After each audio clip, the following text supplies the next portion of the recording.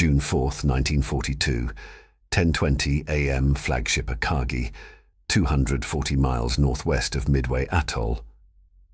Vice Admiral Chuichi Nagumo stood on the carrier's bridge, watching his flight deck crews work with practiced efficiency. 4 Japanese carriers, Akagi, Kaga, Hiryu and Soryu, steamed in formation, their combined air wings representing the most powerful carrier force ever assembled. These same carriers had struck Pearl Harbor 6 months earlier, destroyed Allied naval power across the Pacific, and established Japanese dominance from the Indian Ocean to the Central Pacific. Today's mission was straightforward: destroy the American base at Midway, eliminate any American carriers that responded, and secure Japan's defensive perimeter. Victory seemed assured. Below deck, in Akagi's hangar, armament crews were performing a task that had become routine over 6 months of unbroken victory. They were removing torpedoes from aircraft that had been armed for anti-ship strikes and replacing them with bombs for a second strike on Midway's installations. The first wave had attacked the island at dawn, achieving hits but failing to suppress the base completely. The strike commander radioed that a second attack was necessary. Nagumo had ordered the rearming, confident that no American carriers were in the area. Japanese reconnaissance had found nothing. The ocean seemed clear. The rearming would take perhaps 30 minutes, then the strike force would launch against Midway again. After that, if American carriers appeared, the Japanese planes could be rearmed once more with torpedoes and armor-piercing bombs for naval combat. The plan was sound. The execution was professional. Everything proceeded according to doctrine. What Nagumo didn't know, what he couldn't have known given the incomplete reconnaissance, was that 3 American carriers, Enterprise, Hornet, and Yorktown, were approaching from the northeast. American codebreakers had read Japanese communications and positioned their carriers perfectly. American dive bombers were already in the air searching for the Japanese fleet, and in approximately 5 minutes, those dive bombers would arrive over the Japanese carriers at the precise moment when their decks were crowded with aircraft being rearmed and refueled. The next 5 minutes would destroy Japanese naval supremacy, shift the Pacific War's momentum irreversibly, and demonstrate that in carrier warfare, timing mattered more than strength. The story of Midway's fatal 5 minutes reveals how a single decision made under incomplete information, executed at exactly the wrong moment, can determine the outcome of battles, campaigns, and wars. Nagumo's choice to rearm his aircraft for a second strike on Midway was tactically reasonable, given the information available to him.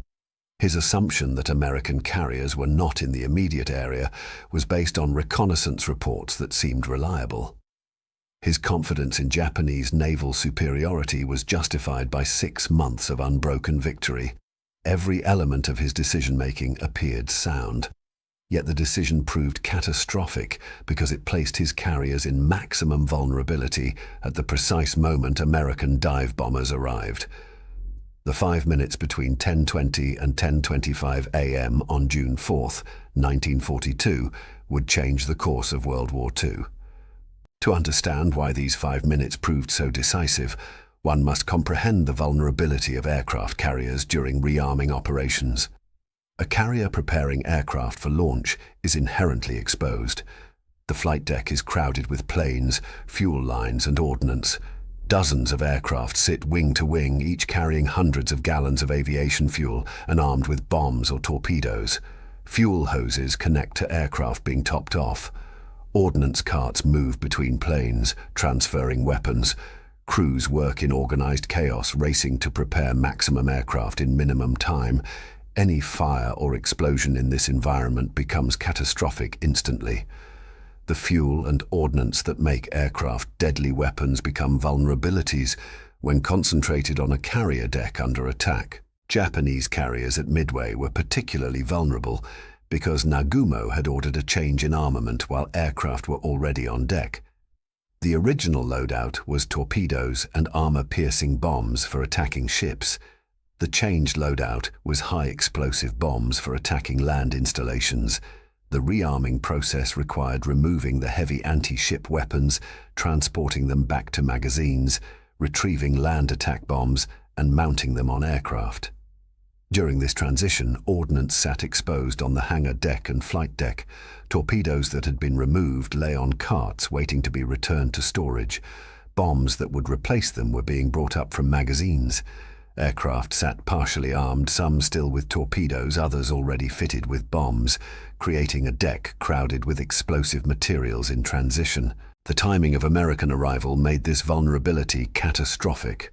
At 10:20 a.m., the rearming operation was approximately half complete. The flight decks of all 4 Japanese carriers were covered with aircraft, fuel hoses, ordnance, and crews. The carriers could not launch aircraft because the decks were blocked. They could not quickly clear the decks because doing so would require moving dozens of aircraft while disconnecting fuel lines and removing ordnance. They were locked in a configuration that maximized their offensive potential once rearming completed, but maximized their vulnerability until then. This was the moment American dive bombers arrived. The American attack came from Enterprise and Yorktown's dive bomber squadrons, primarily Douglas SBD Dauntlesses. These aircraft had been searching for the Japanese carriers for over an hour, flying at high altitude to maximize search area. At approximately 10:20 a.m., Lieutenant Commander Wade McCluskey, leading Enterprise's dive bombers, spotted the wake of a Japanese destroyer racing northward. He correctly deduced the destroyer was heading to rejoin the main fleet and followed its course.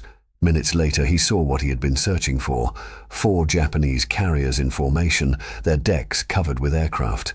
McCluskey immediately ordered his squadrons to attack.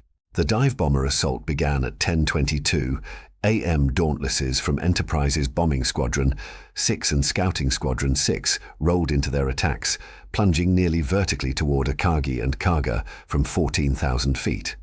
The Japanese carriers attempted evasive maneuvers, turning hard to port and starboard, but they were limited by formation keeping and by the need to maintain wind direction for potential aircraft launch. Their anti-aircraft fire, while intense, was ineffective against dive bombers attacking from directly overhead. The Japanese had no combat air patrol at high altitude because their fighters had been drawn down to low altitude earlier by American torpedo bomber attacks that had achieved nothing except inadvertently clearing the way for the dive bombers. At 10:24 a.m., the first American bomb struck Akagi. The 1,000-pound bomb hit near the amidships elevator, penetrating to the hangar deck before exploding. The blast ignited aircraft being rearmed, ruptured fuel lines, and detonated ordnance stacked on carts. Secondary explosions rippled across the hangar as torpedoes and bombs cooked off in the intense heat. Within seconds, Akagi was transformed from the pride of the Japanese fleet into a blazing wreck. The fires spread faster than damage control parties could contain them, fed by aviation fuel and sustained by continuing explosions as more ordnance detonated. The carrier that had led the Pearl Harbor attack, that had seemed invincible throughout 6 months of war, was doomed by a single bomb hit at exactly the wrong moment. Kaga suffered simultaneously. Multiple bomb hits within seconds struck the carrier, starting fires that merged into a single conflagration. The closely packed aircraft on deck provided perfect kindling. The ordnance in transition between magazines and aircraft provided explosive acceleration. Within minutes, Kaga's flight deck was an inferno. The carrier's fire suppression systems, designed for contained fires, were overwhelmed by the intensity and spread. Damage control parties were killed by explosions or driven back by heat. The ship's structure began failing as fires spread below decks. By 10:28 a.m., just 4 minutes after the first bomb hit, Kaga was clearly lost.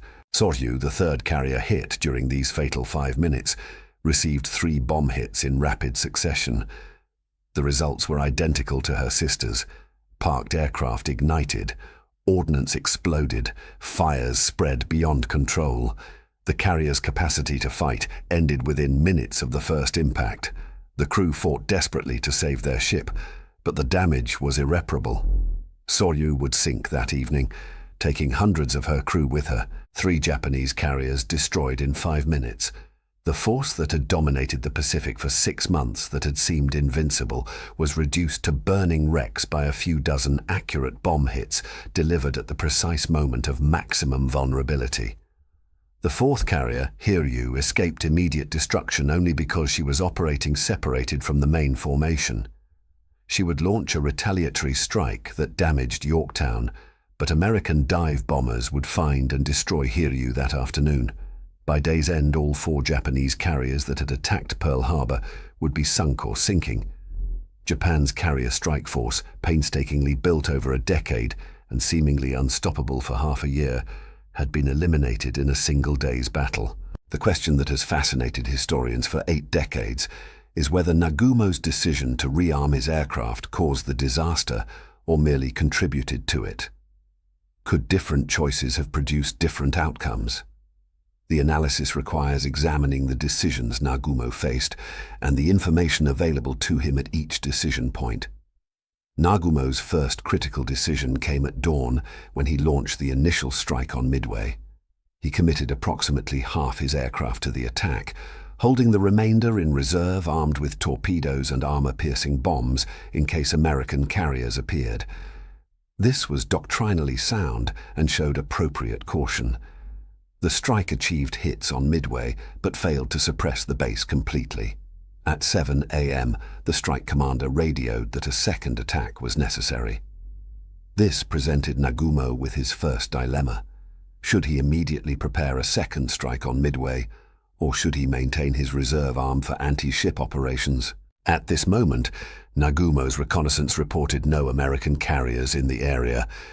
Multiple float planes had been launched at dawn to search the ocean northeast and east of the Japanese fleet. Most had reported negative contact. One plane from the cruiser Tone had launched 30 minutes late due to mechanical problems, creating a gap in search coverage, but this seemed minor. Based on available intelligence, American carriers were either not at sea or were too far away to intervene. Given this assessment, holding aircraft armed for naval combat while Midway remained operational seemed wasteful. Nagumo ordered the rearming for a second strike on Midway. The order was barely given when the situation changed. At 7:28 a.m., the delayed scout from Tone reported enemy ships to the northeast. This was the first indication that American surface forces might be in the area. Nagumo immediately ordered the rearming halted, wanting to maintain anti-ship capability until the contact was clarified, but the damage was partially done. Some aircraft had already been rearmed with land attack bombs. Ordnance was in transition. The neat organization of a ready strike force had been disrupted. Over the next 2 hours, the situation deteriorated into confusion. The scout reported the ship's composition incompletely and incorrectly. Nagumo pressed for clarification. Was there a carrier? How many ships? What course and speed? The answers came slowly and inconsistently. Meanwhile, Nagumo faced another problem. His first strike was returning from Midway, low on fuel and in some cases damaged.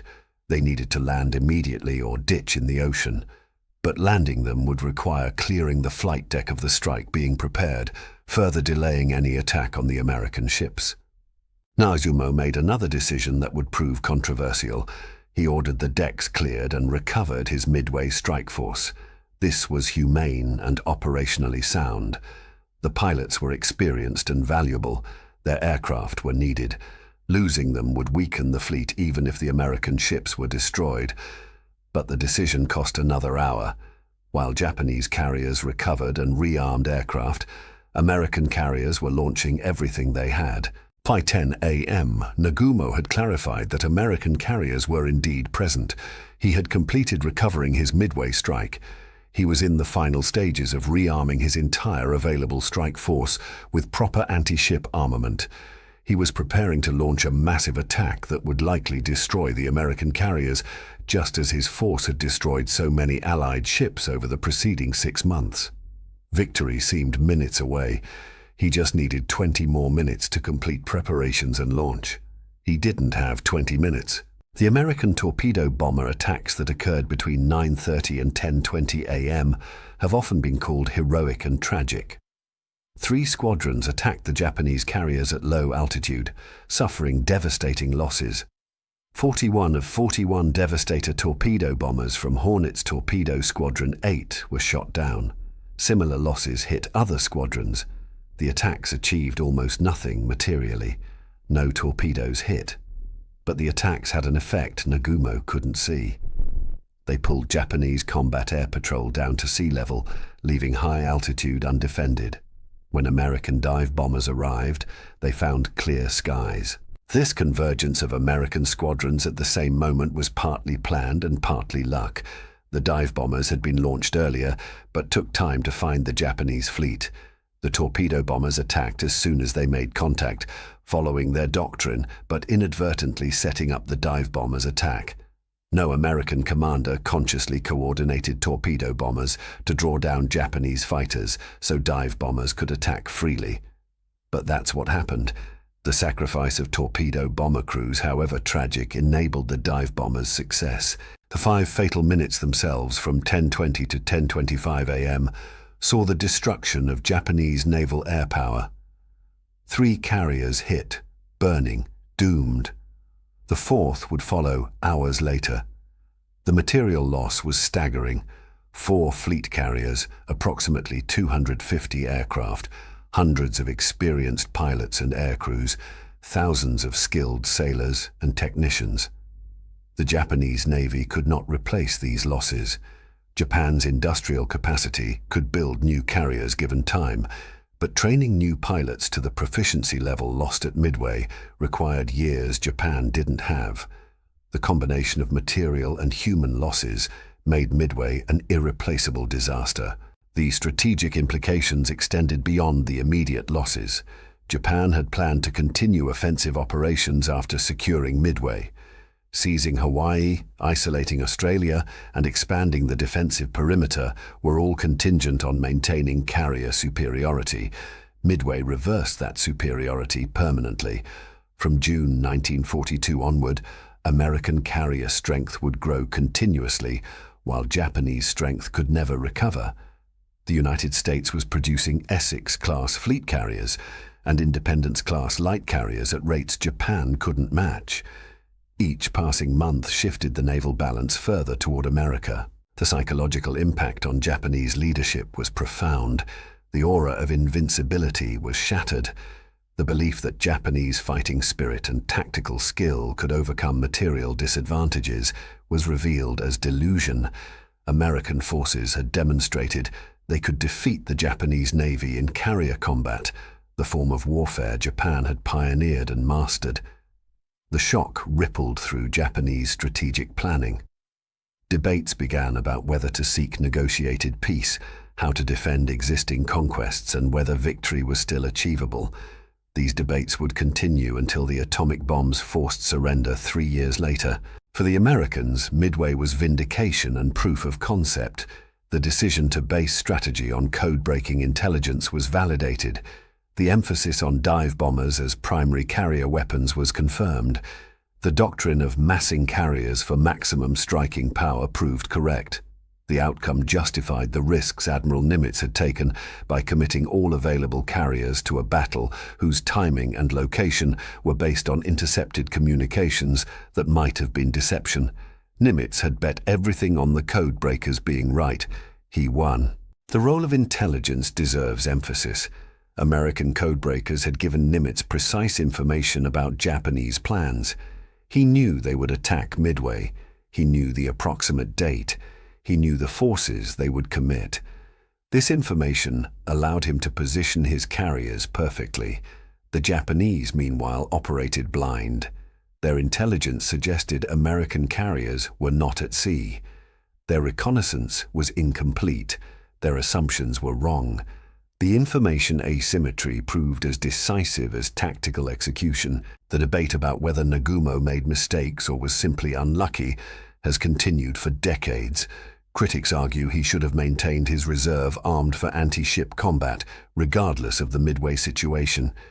He should have launched his strike immediately after confirming American carriers were present, even if incomplete. He should have maintained better air search discipline. Each criticism has validity with hindsight. But Nagumo made reasonable decisions based on information available at each moment. His fault, if fault exists, was assuming the enemy would conform to his expectations rather than planning for worst-case scenarios. The contrast with American decision-making is instructive. Admiral Spruance, commanding Task Force 16, made decisions that appear aggressive to the point of recklessness. He launched his strike before locating the Japanese carriers precisely, accepting the risk his aircraft might not find their targets. He committed everything to the initial attack, holding no reserve. He relied on code-breaking intelligence that might have been wrong. Each decision violated conservative naval doctrine, yet Spruance understood that in carrier warfare, striking first mattered more than striking with perfect information. His aggressive decision-making perfectly suited the tactical situation, even if he couldn't have known that for certain at the time. The tactical lessons of Midway's fatal 5 minutes influenced naval warfare for decades. Carriers operating under threat must maintain combat air patrol at all altitudes. Reconnaissance must be thorough and continuous. Vulnerability during rearming operations must be minimized through faster ordnance handling or staging aircraft below deck until ready to launch. Fire suppression systems must be able to handle multiple simultaneous conflagrations. These lessons were learned through American analysis of Japanese failure and incorporated into US Navy doctrine that carried forward into the jet age. The human cost demands acknowledgement.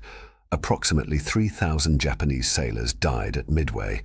Most died in the fires consuming their carriers, trapped below decks as ships burned and exploded. Some survived the sinkings only to face days adrift before rescue or death from exposure. The experienced pilots and air crews lost represented irreplaceable expertise. Many had fought since the China War or Pearl Harbor. Their skill level would never be matched by replacement pilots hastily trained to fill depleted squadrons. American casualties were also significant, though lower. Approximately 300 American sailors and aviators died, many in the suicidal torpedo bomber attacks. The courage of Torpedo Squadron 8, which attacked knowing they faced overwhelming opposition and likely death, represents devotion to duty that transcends analysis.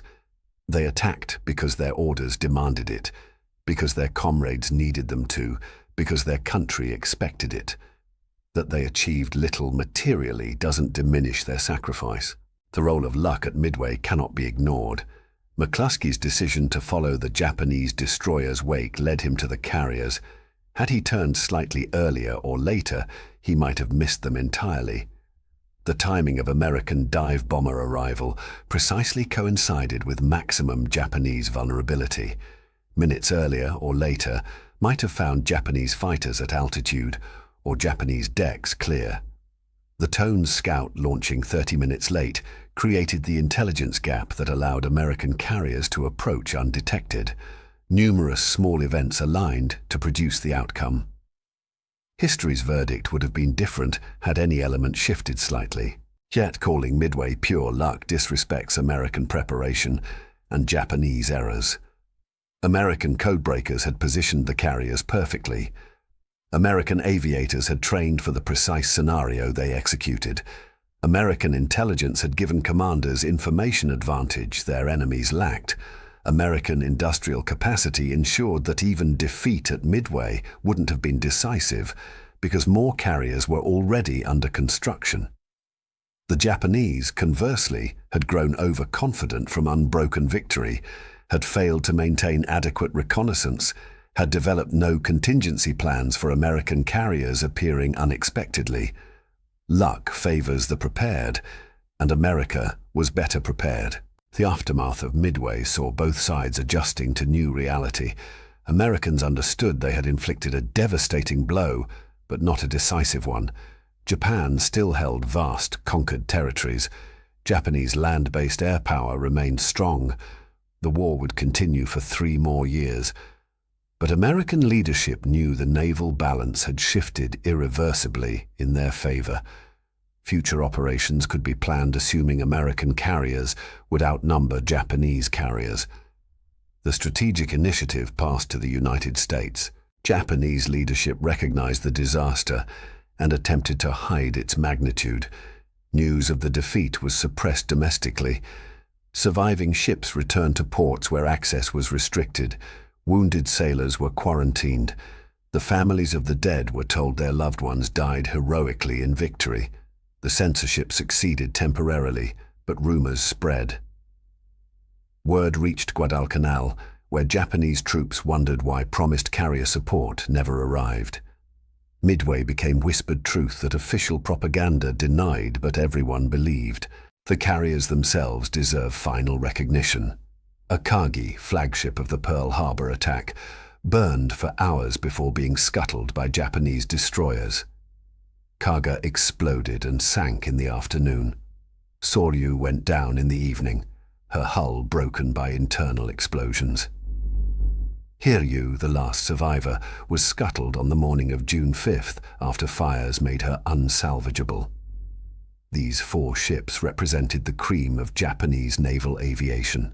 Their loss was irreplaceable both materially and symbolically.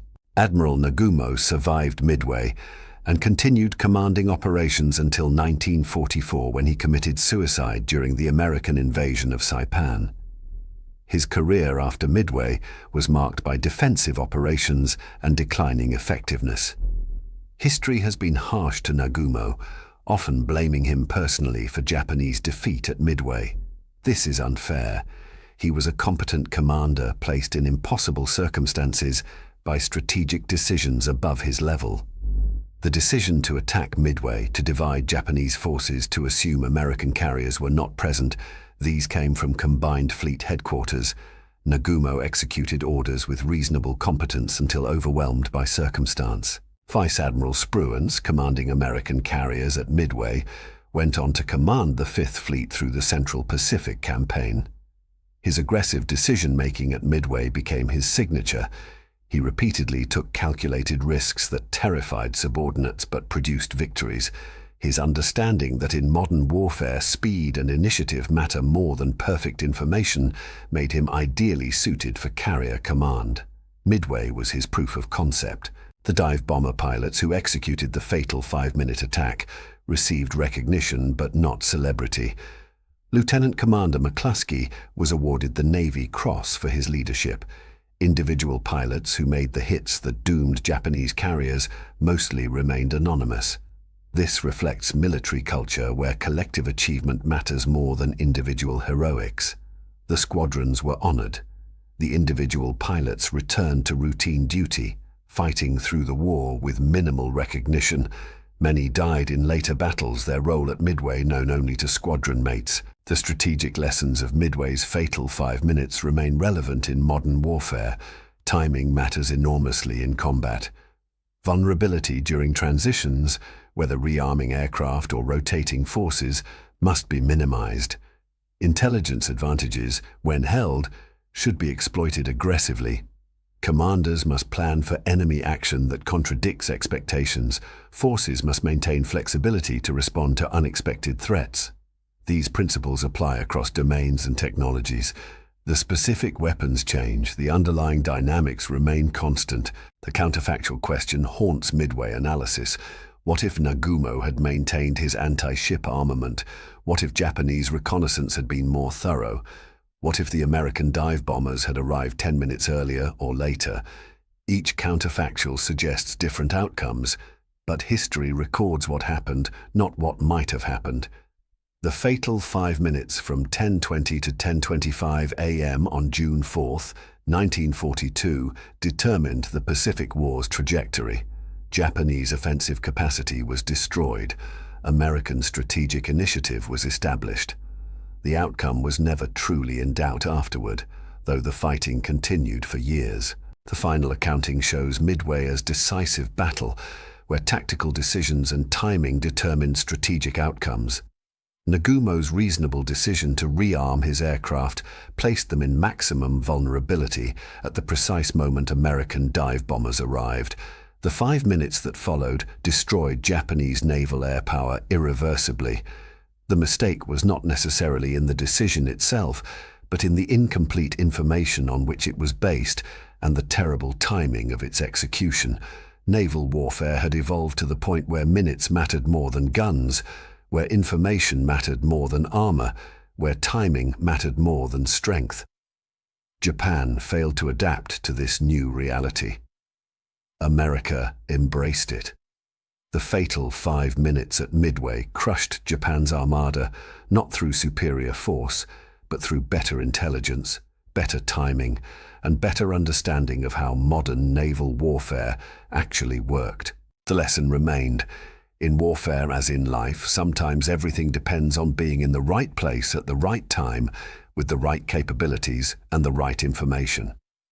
Japan was in the wrong place at the wrong time with the wrong configuration.